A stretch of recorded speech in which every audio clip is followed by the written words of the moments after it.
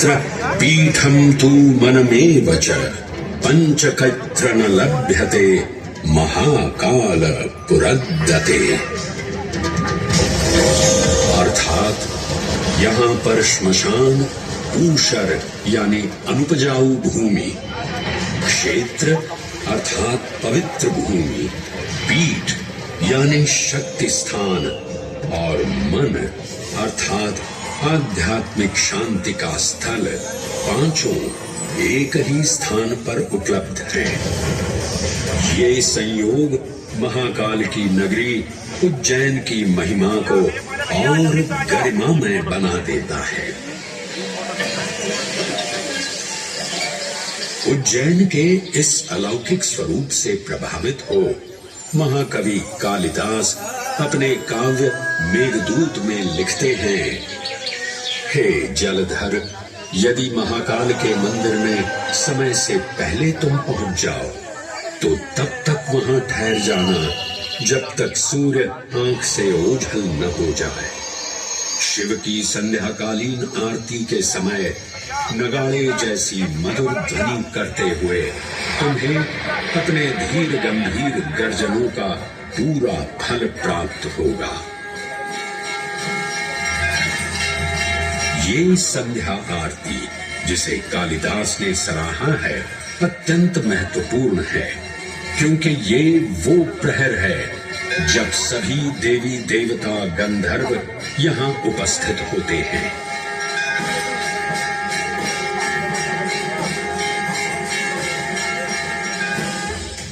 उज्जैन की महिमा अद्वितीय है।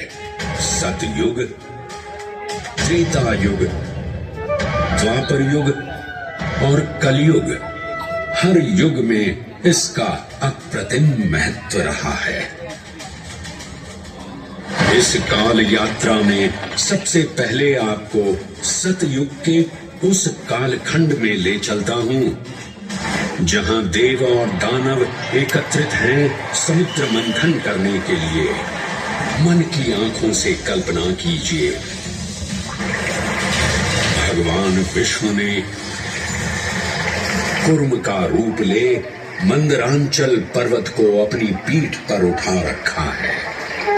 सागर से विकराल लहरें उठ रही हैं, मेघ भयानक गर्जना कर रहे हैं।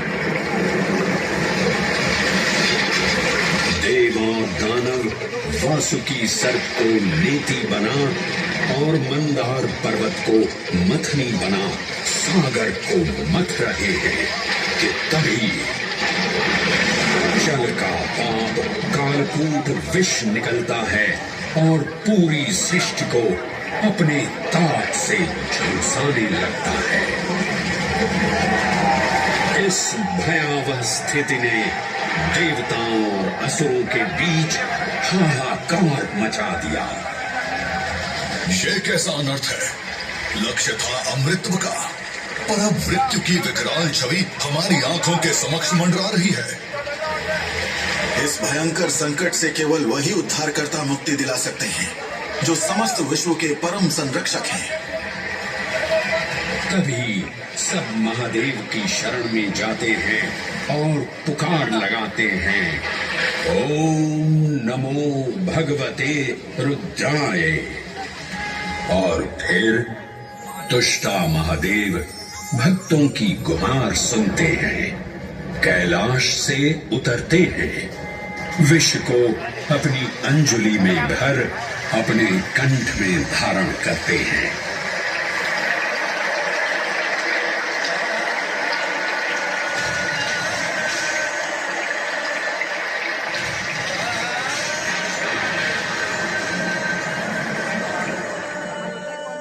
अंततो गत्वा सागर मंथन से अमृत कलश प्रकट होता है।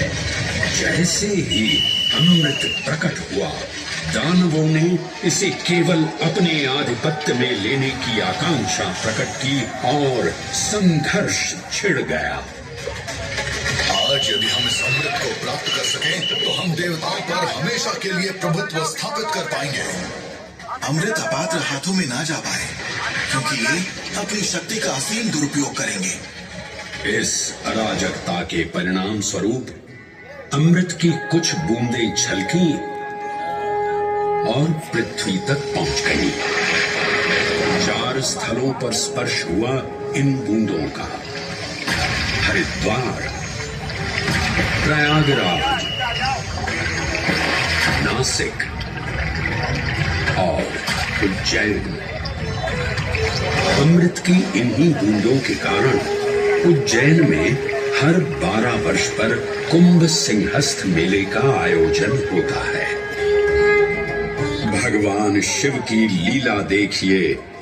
लोक कल्याण के लिए स्वयं विषपान किया और अपनी नगरी पर अमृत वर्षा करवाई।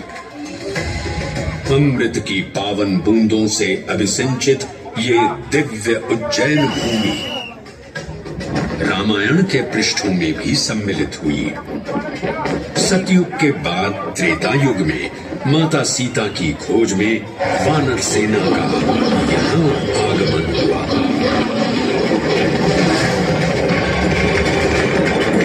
समय की इस यात्रा के माध्यम से अब प्रवेश करते हैं वाल्मीकि रामायण के किष्किंधा कांड में। वानर राजा सुग्रीव अपने यूथपतियों से सभी प्रमुख स्थानों पर जाने के लिए कहते हैं और उन्हें अवंती नगर यानी उज्जैन जाने का आदेश भी देते हैं। मेखला उत्कल के क्षेत्र, दशर्म के नगर, आब्रवंती, अवंती और विदर्भ के राज्य, साथ ही माहिष्का के आकर्षक राज्य में भी पूरी तरह से खोजना होगा। एक युग भगवान विष्णु के राम अवतार से संपृक्त और अगला युग उन्हीं के एक और दिव्य अवतार से समरस होना, ये अद्वितीय संगम केवल उज्जैन में ही संभव था।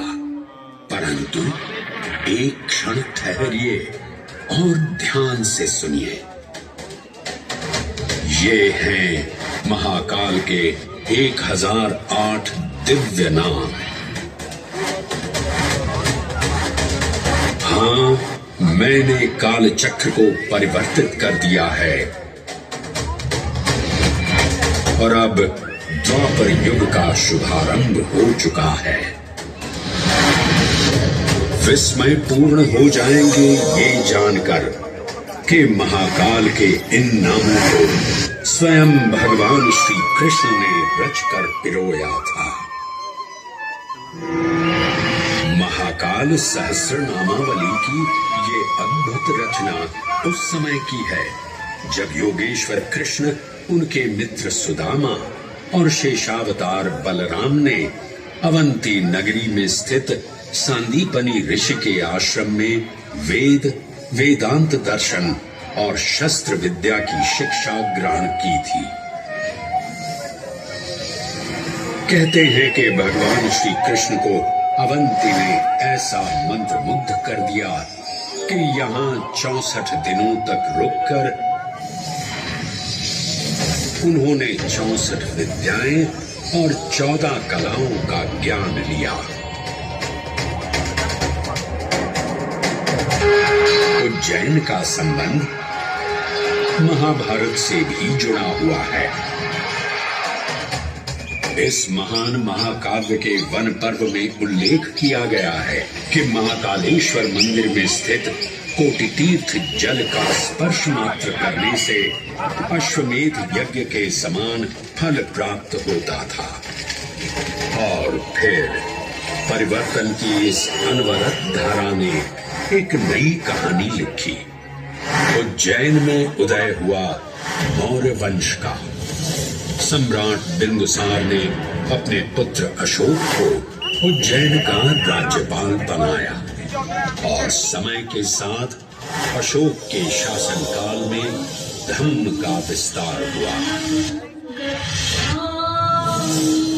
मौर्य वंश के पश्चात विभिन्न राजवंशों, सम्राटों और नरेशों ने उज्जैन की सेवा की। उनमें से प्रमुख मालवागण और फिर गुप्त वंश ने यहाँ राज कर इसके वैभव में वृद्धि की। उज्जैन ने अपने भव्य तेज से जहाँ महात्माओं और शासकों को आकर्षित किया, वहीं इस नगर पर आतताइयों की दृष्टि भी पड़ी।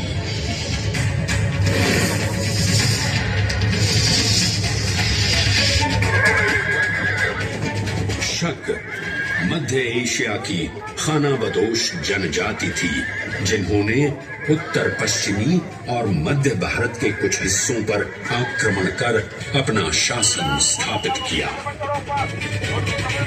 ईसा पूर्व प्रथम शताब्दी में जब भारत शकों के अत्याचार से त्रस्त था, तब उन शकों ने उज्जैन पर भी कब्जा कर लिया और फिर उज्जैन में उदय हुआ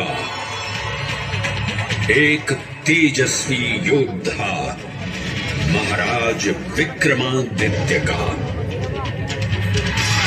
एक तरफ शकों का बल तो दूसरी तरफ विक्रमादित्य का अद्वितीय पराक्रम।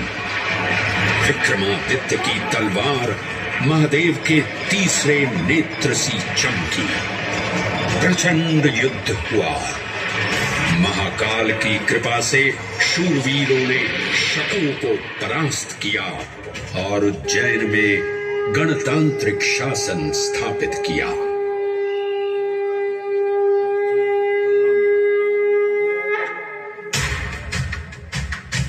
इन्हीं महाबली विक्रमादित्य की राज्यसभा महाकाल मंदिर में ही प्रतिष्ठापित थी। आज भी इस मंदिर की घंटियों में विक्रमादित्य की वीरता और शौर्य की प्रतिध्वनि गुंजायमान होती है। राजा विक्रमादित्य और शकों के मध्य हुए युद्ध ने उज्जैन को काल चक्र से अभिन्न रूप से जोड़ दिया, क्योंकि जिस दिन उनको विजय प्राप्त हुई, उस गौरवशाली उपलब्धि के सम्मान में एक नवीन पंचांग का शुभारंभ किया गया, विक्रम संवत पंचांग। आज भी कई हिंदू पर्व और धार्मिक अनुष्ठान विक्रम संवत पर आधारित हैं।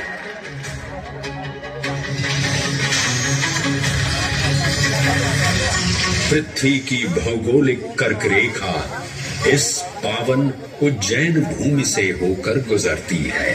लगभग 300 वर्ष पूर्व उज्जैन विश्व समय का प्रमुख संदर्भ बिंदु था। यही कारण है कि उज्जैन की वेदशाला में वराहमिहिर, आदित्य दास, ब्रह्मगुप्त, आर्यभट्ट और भास्कराचार्य जैसे महान विद्वान अनुसंधान और अध्ययन में तल्लीन रहते थे। खगोल शास्त्र का केंद्र, महाकालेश्वर का आवास, जगत गुरु कृष्ण की नगरी, विक्रमादित्य का राज। जयति जय उज्जैनी, वैभवशालिनी नगरी उज्जैन।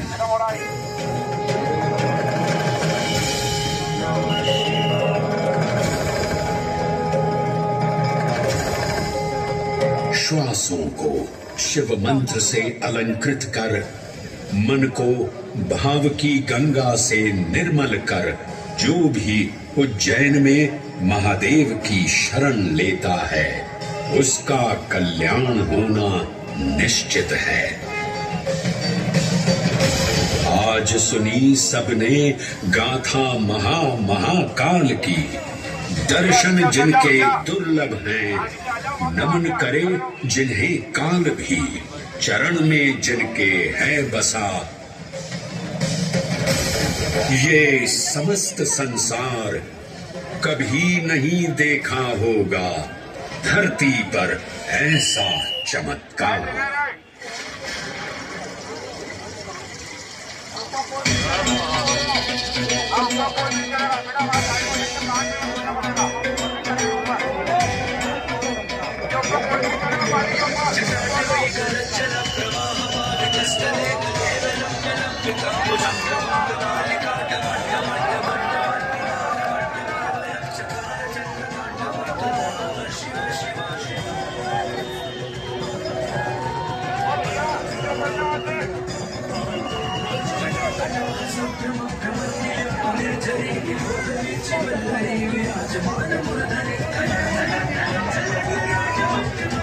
This